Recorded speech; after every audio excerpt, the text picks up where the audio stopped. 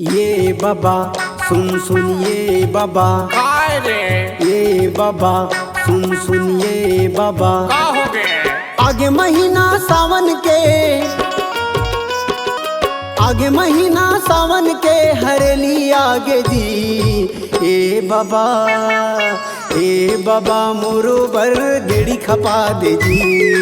ए बाबा तय मोरो बर गेड़ी खपा दे जी आगे महीना सावन के हरेली आगे जी आगे महीना सावन के हरेली आगे जी ए बाबा तय मोरो बर गेड़ी खपा दे जी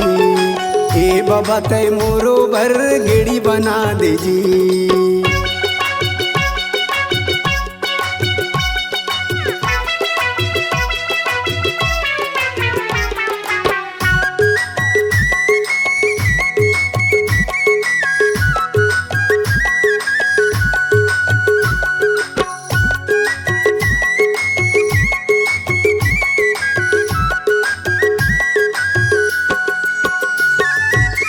संग संगवारी मन गेड़ी ला चलावत है गेड़ी चला के जम्मू मोला बीज रावत है महू कहा था बाबा सुन ले मोर बात ला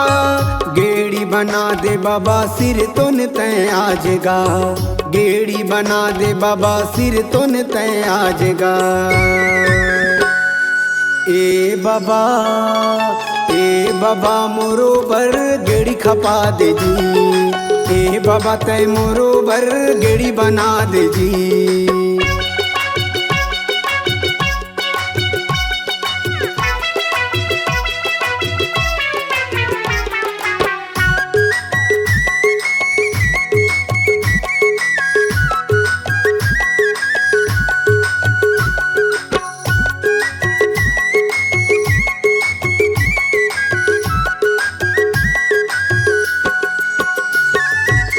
कह रहे तोला नांगर धोके लान दे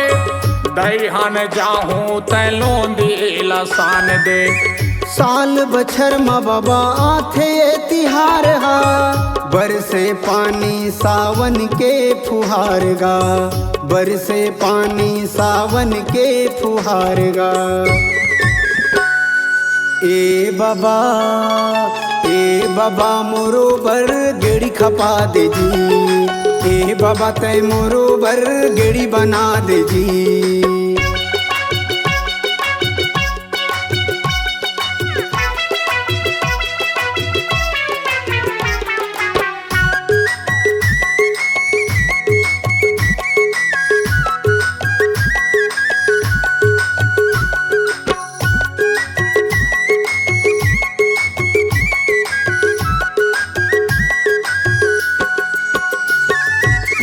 हरियर हरियर दिखे खेती खारगा